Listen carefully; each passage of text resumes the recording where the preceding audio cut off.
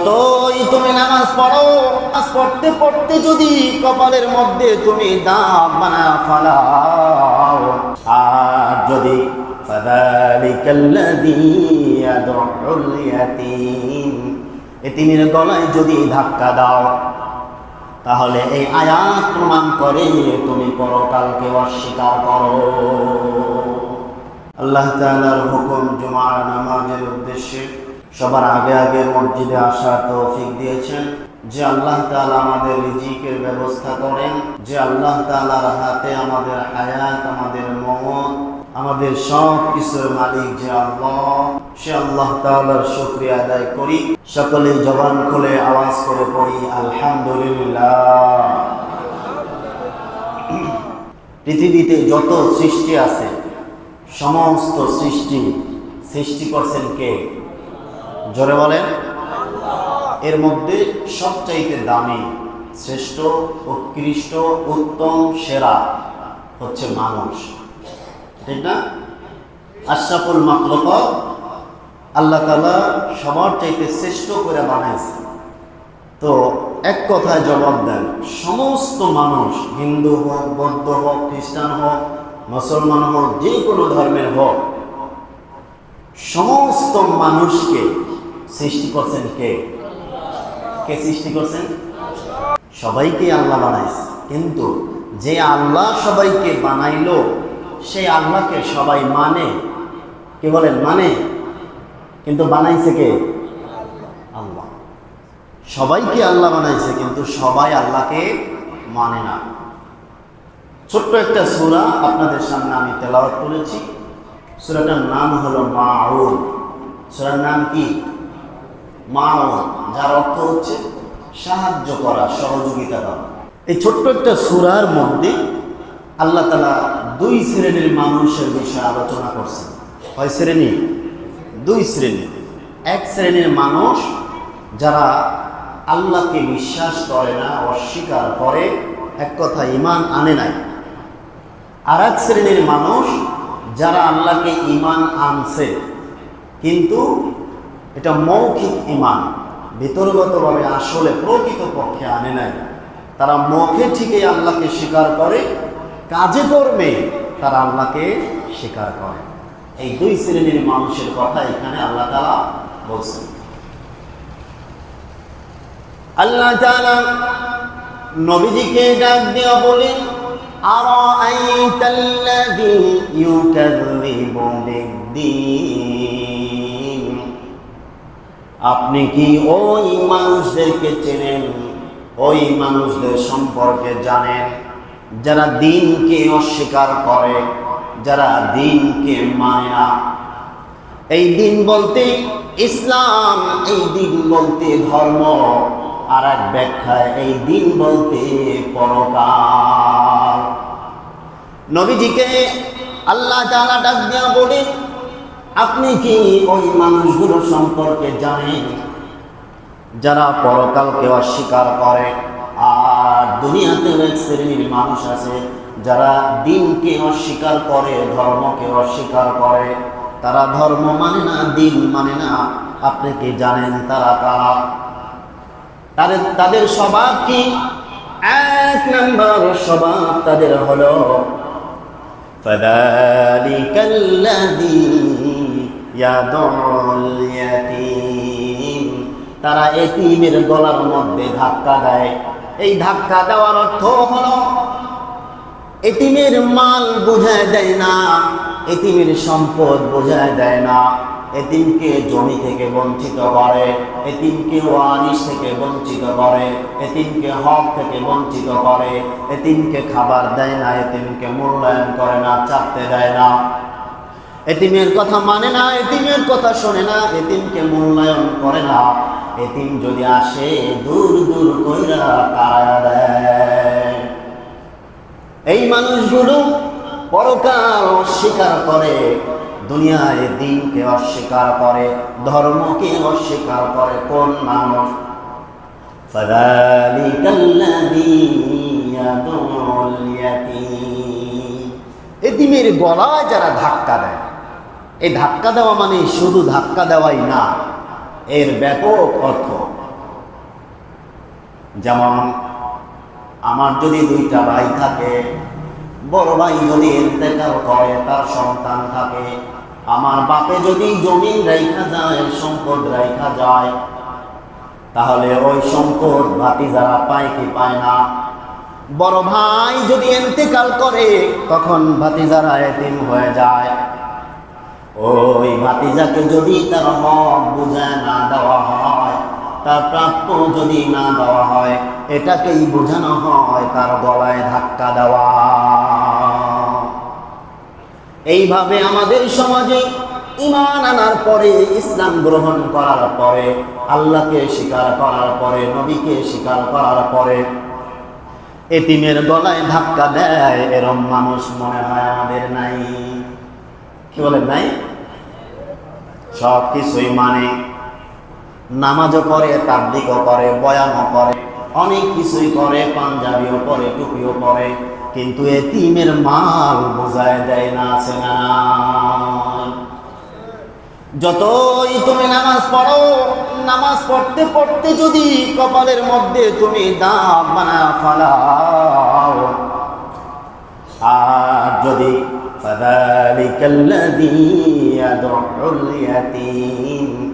এতিমের গলায় যদি ধাক্কা দাও, তাহলে এই আয়াত প্রমাণ করে তুমি পরকালকে অস্বীকার করো। 2 নাম্বার মানুষ যারা পরকালকে অস্বীকার করে, দিন ধর্মকে অস্বীকার করে, তারা কারা? ওয়ালা ইয়াহুদ্দু আলা তাআমিল মিসকিন, মিসকিনকে খাদ্য দেয় না, খাদ্য দিতে উৎসাহ করে না। মিসকিন দুনিয়ায় কেউ নাই, মানুষের দরবারে হাত পাইতা খায়, বড় অসহায়।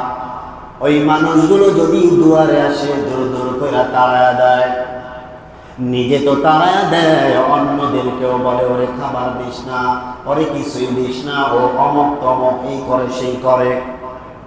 নিজে তো দেই না, অন্যদেরকেও খাবার দেওয়ার উৎসাহ প্রদান করে না। এমনটা যদি তোমার বেলায় হয়, এমনটা যদি আমার বেলা হয়, এতিমের গলায় যদি ধাক্কা দেই, মিসকিনকে যদি খাবার না দেই, আমি যত বড় হুজুর হই, কোরআন বলে আমি পরকাল বিশ্বাস করি না। হুজুর হইতে পারি, এই স্বভাব যদি আমার মধ্যে থাকে, তাহলে আয়াত প্রমাণ করে আমি পরকালকে বিশ্বাস করি না। যেই ব্যক্তি পরকালকে বিশ্বাস করে, সে এতিমকে ধাক্কা দিতে পারে না, কারণ আমার নবীজিও ছিল এতিম। ঠিক না? নবীজি এতিম ছিল না? মায়ের গর্ভ থেকেই বাবা চলে গেছে, দুনিয়ায় আসার পরে কেবলমাত্র ছোট্ট বয়স, খেলার বয়স, তখন ভালোবাসা পায় নাই, মাও চলে গেছে। মার কাছে বলে, মা, দাত্রীর বাড়ি যখন ছিলাম, পিতাকে না দেখতে পেলাম, বাড়িতে আসিয়াও এখন দেখি না তাহার।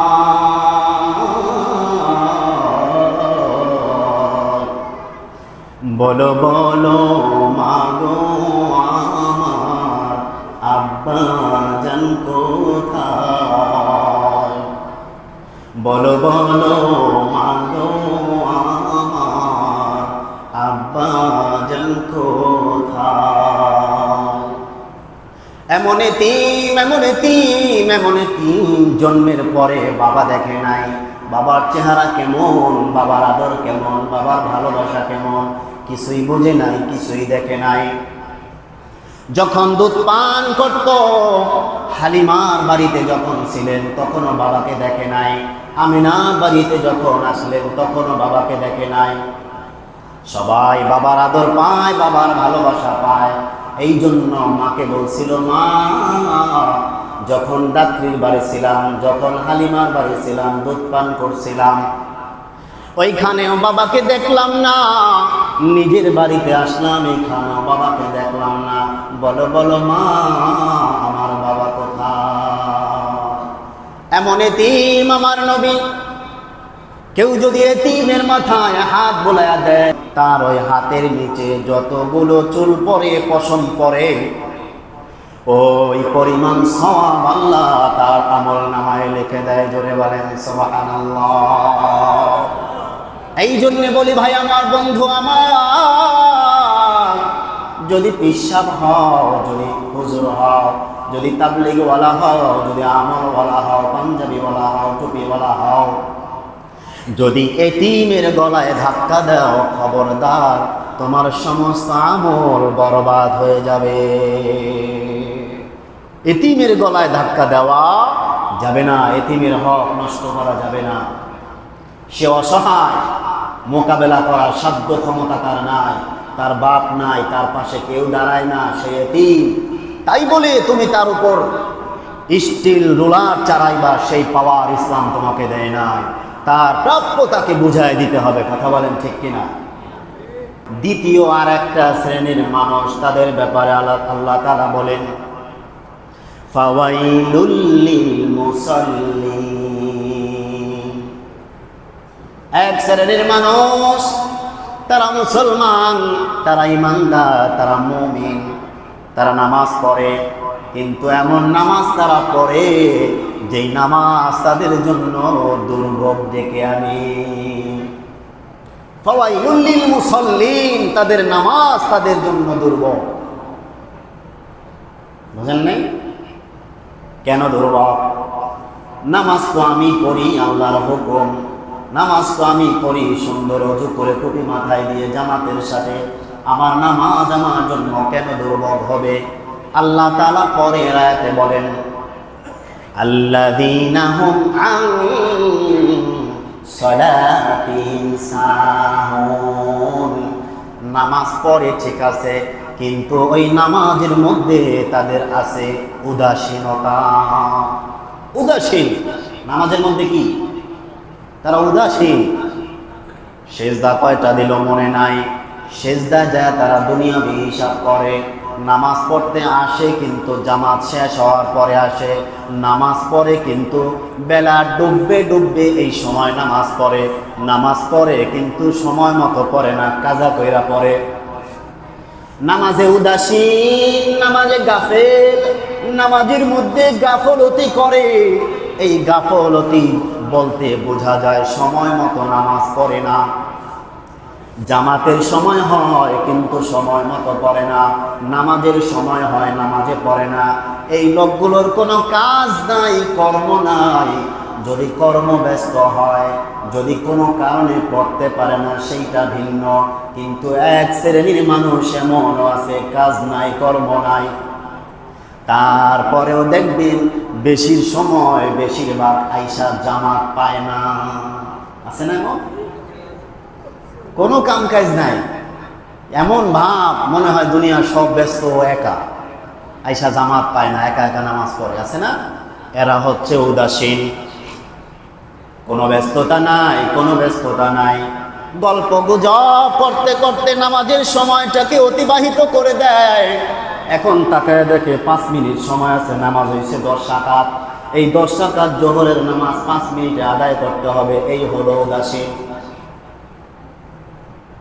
ফজরের সময় ঘুমায় রইছে, মসজিদে মুয়াজ্জিন আজান দিছে কিন্তু ওঠে নাই, অলসতা কইরা জামাত চলতেছে, টাইম দেখতেছে, জামাত হয়ে যাইতেছে, তারপরে ওঠে না। ইমাম সাহেব সালাম ফিরাইবো এমন সময় সব পিছনে উষ্টা খায়। আছে না নাই? এরা হইল উদাসীন। আর একটু সময় আছে, কইরা কইরা ঘুমায়া পড়ে। সূর্য যখন উঠে যায়, বেলা যখন উঠে যায়, তারপরে কাজা নামাজ আদায় করে। এরা হলো উদাসীন। তাহলে আল্লাহ তাআলা কি বললেন? আল্লাযীনা হুম আন সালাতিহিম সাহুন।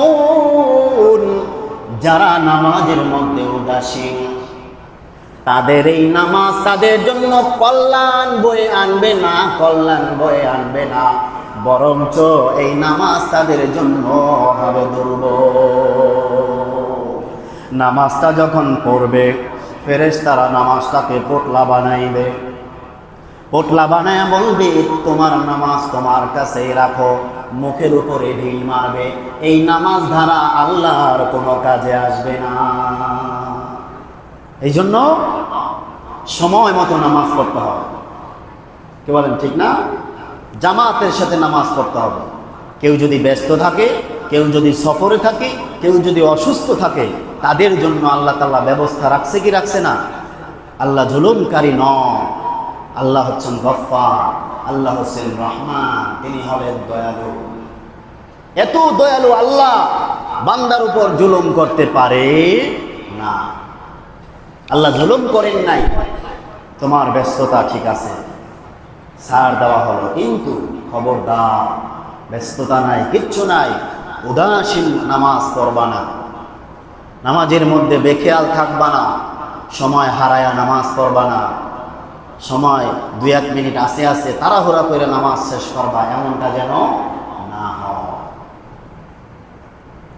আর এক শ্রেণীর মানুষ যারা নামাজ পড়ে কিন্তু আল্লাহকে খুশি করানোর জন্য করে না। কোরআন শরীফে এই সূরাটা যেই নাম আছে, নামের সাথে সূরাতুল মাউন মাক্কিয়া লেখা, অর্থাৎ মক্কায় নাযিল হয়েছে, কিন্তু যে আয়াত শেষের দিকে আছে এই আয়াত মক্কার মানুষের সাথে সম্পর্ক রাখে না। এই আয়াতগুলো মদিনার মানুষের স্বভাবের সাথে সম্পর্ক রাখে। এই জন্য কেউ কেউ বলেন এইটা মদিনায় নাযিল হয়েছে। কোরআন শরীফে যে সূরাগুলো আছে প্রত্যেকটা সূরার নামের পরে মক্কায় নাযিল হয়েছে নাকি মদিনায় নাযিল হয়েছে ওইটা দেওয়া আছে। সূরাতুল মাউন মাক্কিয়া, সূরাতুল ফাতিহাতে মাক্কিয়া, সূরাতুল বাকারাতে মাদানিয়া, যেখানে যেইটা নাযিল হয়েছে ওইটার শেষে দেওয়া আছে আল্লাযীনা হুম আন সালাতিহিম সাহুন, উদাসীন নামাজ, যেই নামাজগুলো মদিনার মানুষে পড়তো। মদিনায় কিছু সংখ্যক লোক ছিল, মদিনায় মুসলমানদের প্রভাব বেশি ছিল, মুসলমানদের ক্ষমতা পাওয়ার অনেক বেশি ছিল। যেইখানে মুসলমানদের পাওয়ার বেশি, ক্ষমতা বেশি, ওইখানে কিছু লোক মুসলমান হয় নাই কিন্তু মুসলমানের ভেষ দইরা দইরা মুসলমানের সাথে চলছে। আসলে মুসলমান হয় নাই কিন্তু ভাব ধরছে মুসলমানের যে আমিও মুসলমান, তোমাদের সাথে আছি। কারণ মুসলমানের ক্ষমতা বেশি, মুসলমানের পাওয়ার বেশি, যদি কিছু করে। এমন গাদ্দার দুনিয়ায় আছে না নাই? হাজারো লোক এমন আছে বংশগতভাবে আওয়ামী লীগ করে নাই, বংশগতভাবে হাসিনাকে ভালোবাসে না, কিন্তু সুবিধার জন্য, কিছু লাভ কামাই করার জন্য, টিপ বাঁচানোর জন্য হাসিনার প্রশংসা করছে। এমন পাওয়া গেছে কি গেছে না? সে বলেন ঠিক না? কিন্তু বন্ধুগণ আমার, কেউ যদি পেট বাঁচানোর জন্য স্বৈরাচারের কাছে নত করে, সে কোনো দিন পেট বাঁচাইতে পারে না।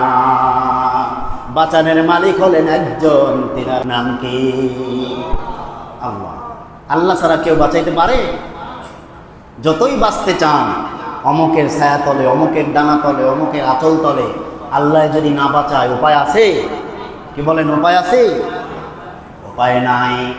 তেমনি ভাবে মদিনার কিছু মুনাফিক ছিল, আল্লাযীনা হুম ইউরাউন, তারা নামাজ পড়তো আল্লাহকে সন্তুষ্ট করার জন্য না, তারা নামাজ পড়তো জাহান্নাম থেকে বাঁচার জন্য না, তারা নামাজ পড়তো জান্নাতের আশায় না, তারা নামাজ পড়তো মানুষকে দেখানোর জন্য।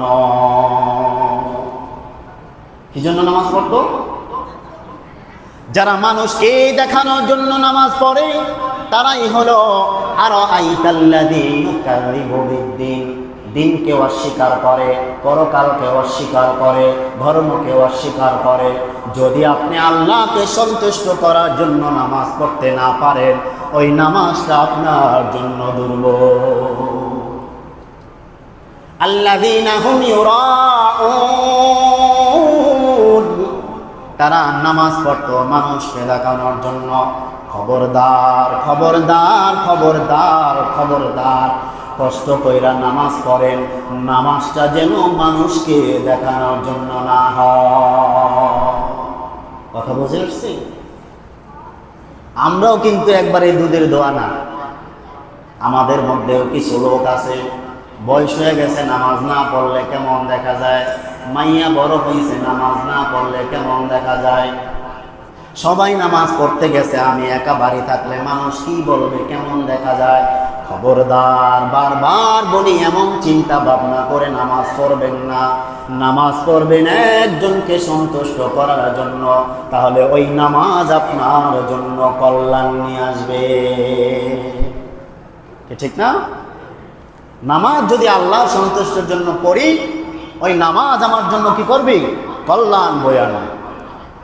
আমার নামাজ আমায় দুনিয়ায় শান্তি দিবে, আমার নামাজ আমায় দুনিয়া খারাপ কাজ থেকে বিরত রাখবে, আমার নামাজ আমার দুনিয়ায় রিজিক বাড়ায়া দিবে, আমার নামাজ আমার শরীরটাকে সুস্থ রাখবে, আমার নামাজ আমার আল্লাহকে সন্তুষ্ট করে জান্নাতের মধ্যে ঢুকায় দিবে। জোরে বলেন সুবহানাল্লাহ। আর এক শ্রেণীর মানুষ, তাদের ব্যাপারে শেষের আয়াতে আল্লাহ তাআলা বলেন, ওয়ায়ামনাউনাল মাউন। ছোট্ট সূরা, অধিকাংশ মানুষই পারে, ঠিক না? ওয়ায়ামনাউনাল মাউন, এই লাস্টের শেষের আয়াতের শেষের শব্দ ধারাই এই সূরাটার নামকরণ করা হয়েছে। সূরার নাম হলো সূরা মাউন। নাম কি? মাউন, অথচ শেষে আছে কি? ওয়ায়ামনাউনাল মাউন।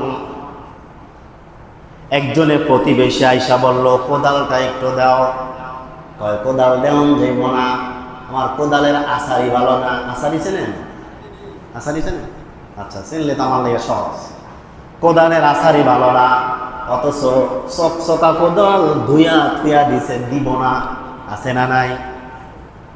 পাশের বাড়ির ভাবি আইসা কয়, ভাবি আপনার ভাই আজকে বাড়িতে নাই, কাঁচামরিচ শেষ হয়ে গেছে, 2টা কাঁচামরিচ দেন। ওর ফ্রিজে আধা কেজি কাঁচামরিচ গোটা ছাড়াইয়া সুন্দর করে থুয়া দিছে। কয়, ভাবি বিশ্বাস করেন, একটা কাঁচামরিচও নাই, সকালে ওই বাড়ি থেকে আইনা রামছি। আছে না নাই? একটু হলুদ দেন, আপনার ভাই আনলে আবার দিয়া নিব। কয়, গতকালকে হলুদ শেষ হয়ে গেছে, 1 ফোঁটাও নাই, আমি রামছি কাঁচায়া কুচায়া। বোঝা যায় না? এমন আছে না নাই? আবার অনেকে আছে চাইলেই দেয়। আছে না? কোদাল লাগবো নেও, দাও লাগবো নেও, সাফল লাগবো নেও। এই যে সূরা, এই সূরাটার তাফসীরের মধ্যে সুই পর্যন্ত আনা হয়েছে, সুইয়ের আলোচনা আনা হয়েছে। একজন একটা সুই চায়, চাই কিনা? প্রতিবেশী এক হলো, আপনার সুইটা একটু দেন। ও মনে করে সুই দিলে যদি হারায় ফেলায়, যদি ভাঙ্গা ফেলায়, তা ভাবি আমার তো সুই নাই, একটা আছে, কোনো রকম জং পড়া, এটা দিয়া কাম করানো যায় না। অথচ তেলের ভিতরে রাইখা দিছে, চকচকা সুই, দিব না। আসল কথা কি? দিব না।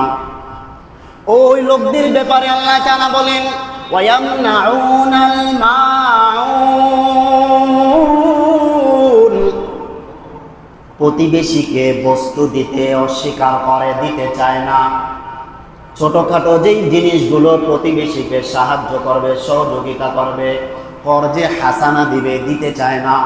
তোমার কাছে আজকে কোদাল চাইলো, তুমি কোদাল দিলা না। এমন দিন আসবে এই লোকটাও কোদাল কিনবে, তখন তোমার কোদাল প্রয়োজন হবে না। তোমার কাছে কাঁচামরিচ চাইলো, তুমি দিলা না। এমন দিন আসবে তার ঘরে কাঁচামরিচ থাকবে, তোমার ঘরে থাকবে না। হবে কি হবে না? এমন দিন আসবে তার ঘরে সুই থাকবে, তোমার ঘরে সুই থাকবে না। তোমারও তার কাছে যাইতে হইতে পারে। কাজেই তুমি যদি পরকালকে স্বীকার করো, হাসর নাসর বিশ্বাস করো, দিন দুনিয়ায় দিনকে যদি মানো, ধর্মকে যদি মানো, তাহলে খবরদার, খবরদার, ওয়ায়ামনাউনাল মাউন, এই স্বভাব যেন তোমার মধ্যে না থাকে। প্রতিবেশী যদি প্রতিবেশীরে না দেয়, তাহলে কে দিব কন? যতই জমিদার হোক, হঠাৎ বিঠাৎ মানুষের ঠেক দেখা হয়ে যায় না? কি বলেন, হয়ে যায় না? কিন্তু খবরদার, যদি থাকে নিষেধ করা যাবে না।